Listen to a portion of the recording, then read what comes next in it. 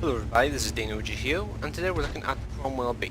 So the Cromwell B is often considered to be one of the best and most competitive premium tanks just in the game in general. And you may be wondering what the reason for that is. Well, it's because it is pretty much identical to the standard Tier 6 Cromwell. And Tier 6 Cromwell is renowned for being one of the best Tier 6s in the game. Because it's got incredible speed, really solid gun, and just in general is a really solid tank. No real huge flaws in it other than armor, but because it has so much speed, that's not really a flaw. So yeah, uh, honestly, like this machine is probably one of the let's see, hang on, this T-3045M. Like I was about to say this machine is probably one of the best Tier 6s just period, but then I remember T-3045M. That thing there is probably the most versatile Tier 6 medium in the game, and I'm getting really unlucky with my shots here. I think I pinned him once, every other shot just completely missed. Because I can't move in the tank, typically you're going to get a little luckier than that, but because this thing can't use a vertical stabilizer, you really can't do much about situations like that there. And that shot was very close, but doesn't really matter too much. It would have only done 135 damage, and it wouldn't have really made that much of a difference in that circumstance. But yeah, T-3045M I would say is probably the best counter to the Cromwell because it's incredibly annoying to shoot at a T-3045M in most situations because it's just so difficult to damage them sometimes whenever you're in a Cromwell B because you just don't have the accuracy to consistently hit the weak points. And if you can't get around it, if you're not close enough range to get around it, you're kind of screwed. And this Jackson, for some reason, just decides to ignore me for the most part, and then sort of decides to point his gun at me, but doesn't really do anything with it. Just kind of stands there and looks at me. Doesn't fire at it, or anything at all. And I'm just going to try a couple more blind shots. Going to try one more shot just like there, and I was like, what happened? They were still there, so I killed them off. So that's probably about 400, well, probably about 300 damage that we haven't seen, but we will see at the end of the game whether or not those were actually, how much damage I actually got from that there. Somebody else could have shot them for all I know. Let's see, so now we're going to flank around this T-37 and the BZ-131G. So, one of the crucial things about the Cromwell you should probably know about is this tank's versatility depends a lot on its health. The health allows you to make the occasional mistake. And, well, yeah, that was actually a really high roll. That was nearly the roll of a 17 pounder there. Let me think like the best way to describe this here. So, the health allows you to do more damage at the end of the game. You want to try and maintain your health as best you can in the early stages of the game, and that WZ got incredibly lucky there to hit me there. And let's see, I try a shot at the T-37, miss, he bounces his shot. I'm going to try and like brush my shot off here, and I managed to finish him off. So now I'm thinking like, what's this WZ-131 going to be doing? Will he be looking at me or will he be looking the other direction? That's the question here. So rush towards this rock and then immediately peel off to the side. WZ-131 was looking in the other direction, but I think because he spotted me, he's probably going to look in the other direction now, away from the Su-100. Su-100 is using the 85mm, puts one shot into him. I thought the Su-100 could have been in trouble, so we can't turn around here, but Su-100 finishes him off, and that means that, well, one less tier, what is that, tier 6? Yeah, tier 6, well, one less tier 6 to deal with. Actually, just thinking about it there, that was a dumb thing to say, because everybody in this game was tier 6, so ignore me. There's a KV2. KV2 has 437 health. That's a lot of health, and he has now disappeared off behind that rock. And I get hit twice in a row very quickly. So I had no time to react there, and I've lost nearly all of my health. So I'm sitting on 69 health, and I need to be very careful here with how I expose myself and when I expose myself, because I don't want to die now, because this is seeming like a pretty damn close game, because we're 4-4. And they have a Tog with 1100 health remaining. Ah, God. How we're gonna win this one here, because like that's so much health I have to like try and go through. And we do have 2 tank destroyers remaining, but the RL is just not gonna live very long, considering he's basically head to head with a Tog. And now there's a VK3001T. Stick one shot into his ass, but he's gonna be gone before I can get another shot off.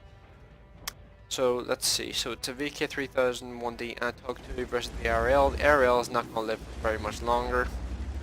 Might get one more shot off, I don't remember.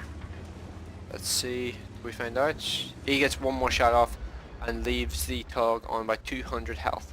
Which which is what makes that guy actually killable for us. Because if that ARL actually probably saved the game, if I'm completely honest, because if that Turk had that much health remaining, considering how fast that tank's gun can fire, I think he probably could have turned around the game on his own.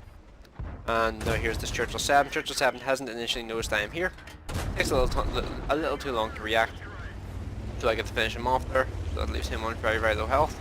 Tog 2 is over there, not really looking to poke out and deal with him. M4 is able to finish him off. The M4 Jumbo kills him off. So now I'm on 4 kills. We also had a Tiger 131, which did pretty well with 4 kills as well. And now it's just me and this M4 Jumbo versus a KV2 and a VK3001D. So what is going to happen now? There's really no predicting what the enemy team could do at this point. So I figure probably the best bet right now is to stick with the M4 Jumbo. He has full health, which is something I didn't even notice until this point. And the VK3001D is then spotted. I can't rush that shot off, which could have been a mistake. And then VK3001D, I'm able to get 2 shots into him before he's able to get outside my line of fire. So if I hadn't rushed that first shot off, I could have potentially killed him there, but there's no point in worrying about it now. Let's see. So now it's a situation where the KV2 has 5 kills, the VK has 2 kills, I have 4 kills, the M4 has 1 kill. The M4 has full health, whereas last time the KV2, we saw the KV2 had about 450, and the VK has a very, very low health. And here I was about to try and rush off my own to see if I could find the KV2, but then I changed my mind because if the KV2 was right there, he would just obliterate me, and it would be the Jumbo versus the KV2 on his own, and that may not end well depending on how much damage the KV2 did with its first shot. So being very, very careful here. Jumbo rolls around the corner faster than the VK can react and kills him off. So now I'm going to rush off on my own here now, even though I said I wasn't going to. I'm going around the low road just in case the KV2 was coming up behind us. I was seeing him, but being careful just in case. I don't think I want to die at this moment in time. There's Tiger 131 that had a pretty damn good game.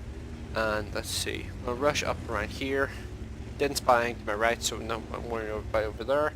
Spotted the KV2 to my left, so the KV2 did not spot me in return. And that's pretty crucial because it means he has no idea where I am, but we know a rough location of where he is. With the KV2, it's not the slowest tank ever, but it's not the fastest tank ever either. And here I was like contemplating actually going head on against him here now because I do have the speed advantage over him. I mean, I could circle straight him easily because he's, well, KV2. KV2s are not exactly known for having good traverse speeds. So here I'm trying to think like what's the best plan at this moment because, well, I don't have much health. All it takes is that guy getting a splash hit versus me and I will die. So I figure it's not really worth the risk for me to actually go head to head against him point blank range. So instead I write in the chat there I'm going to flank, and the M4 Jumbo agrees with that, agrees with me saying that there. So the M4 is going to take the shortest line to the KV2's location, whereas I'm going to take the longer route, but because the Cromwell's so fast I'm actually going to make the position I wanted to get to before the M4 is able to get mech in his. And let's see, going to take a wee rush across here. Where is this KV2 at? Because he could be anywhere inside of that, like inside of our the general area of our cap, and the KV2 is right over there. I see him for like a second. I take one shot into him, but his gun is pointing at me, and I figured it was not worth the risk of potentially getting nailed and killed. But the Jumbo is able to get a shot into the side of his turret, which distracts him and makes him fall back. I'm going to take a slightly longer route around the rocks and stuff, trying to avoid getting spotted and getting attacked.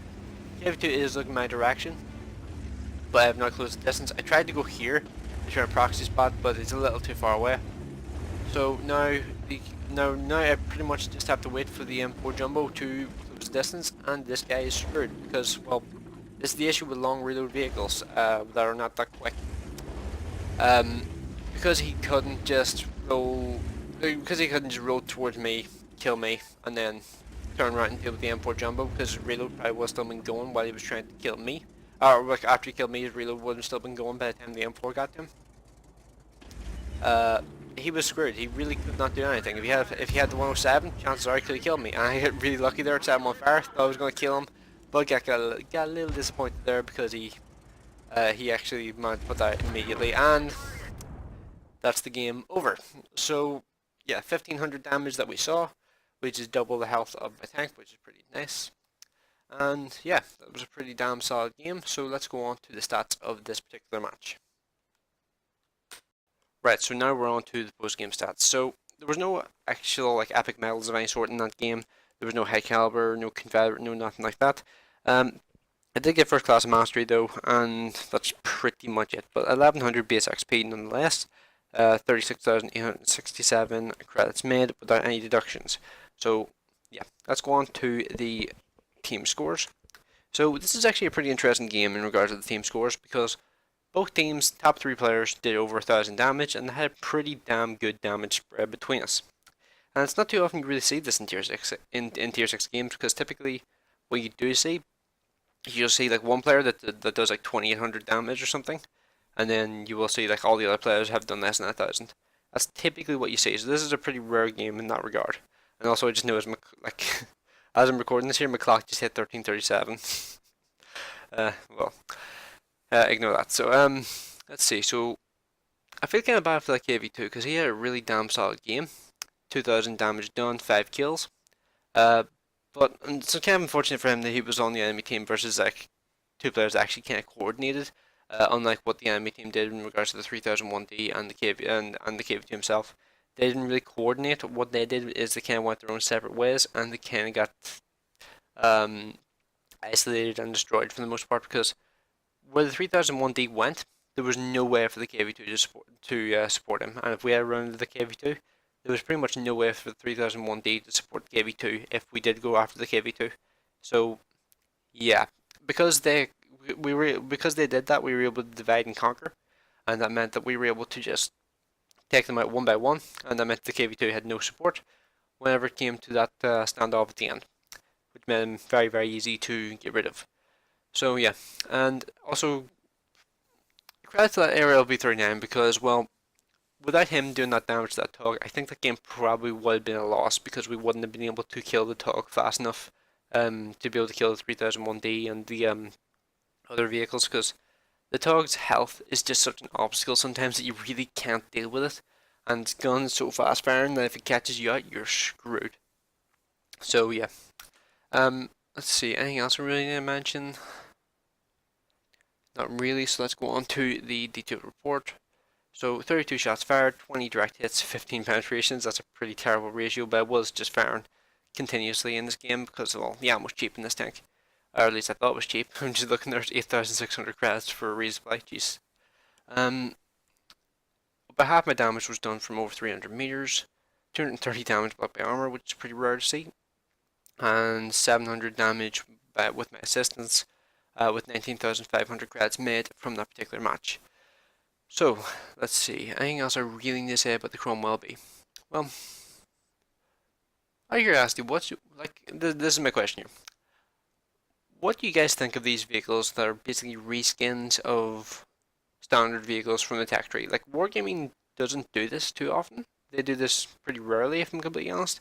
Like, T-3045 Rudy, Cromwell B are pretty much the main examples. There aren't really too many other examples of this sort of thing, like copy and paste exactly. Because like even the Easy-8 Thunderbolt is very different from the standard Easy-8. It's more like a jumbo than an Easy-8.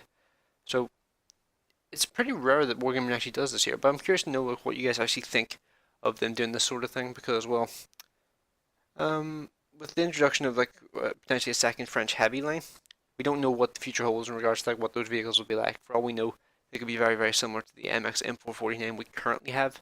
So yeah, I'll be curious to see how this sort of stuff goes in the future. So let's see, anything else I really need to mention? But yeah, leave your comments in the comment section below. Let me know your opinions, and actually think about the T40 is kind of like that as well, because it's kind of like a TVP VTU, but down tier 2 tiers with the stock gun. If you think about it, that's kind of what it's like. So yeah, anything else I really need to mention?